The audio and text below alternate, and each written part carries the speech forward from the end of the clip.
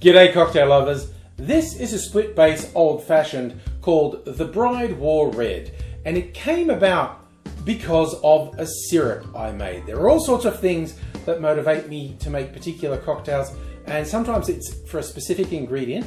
This time it was a syrup. And if you watched any of the videos where I was using ingredients from the 1970s, this is a spin-off of that, because one of the bottles I opened with my friend Dave was a 1970s bottle of rosé called Matus, and just like the cork broke when I tried to open it. We got to it and it actually smelled pretty good. I thought it smelled like a sweet vermouth and I had high hopes for it.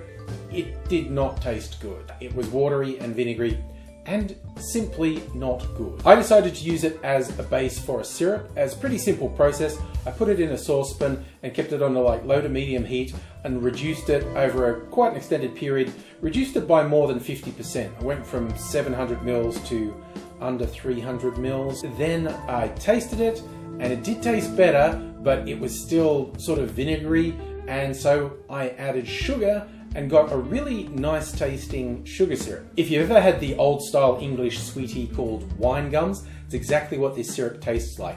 It tastes like a port wine gum. If you don't know wine gums, they're like a semi-hard jelly that I remember my grandparents having.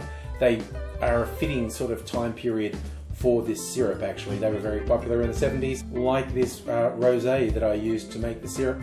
But I did end up with a nice tasting syrup, and of course I could have used it in virtually any cocktail. I could have just gone, that syrup calls for a sugar syrup, I'll try it with this one. But I decided to do an online search of someone made a cocktail with a syrup that's based around a red wine reduction. I did find quite a few and I decided to go with this one, the Bride Wore Red. As I said, it's a split base old-fashioned variation, and I do love my old fashions and variations, so I'm going to try and see how this one turned out. That's working really well with the spirits in here. I am looking forward to trying this in a few other cocktails as well, but I'll show you how I made the Bride Wore Red. In a mixing glass we put 1.5 ounces or 45 mils of rye whiskey. Add to that 3/4 of an ounce, around 22.5 mils of brandy.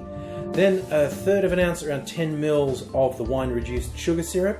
Then we're doing 1 dash of aromatic bitters, and finally 1 dash of orange bitters. Add ice to the glass, stir that for 20 to 25 seconds to chill and dilute the drink.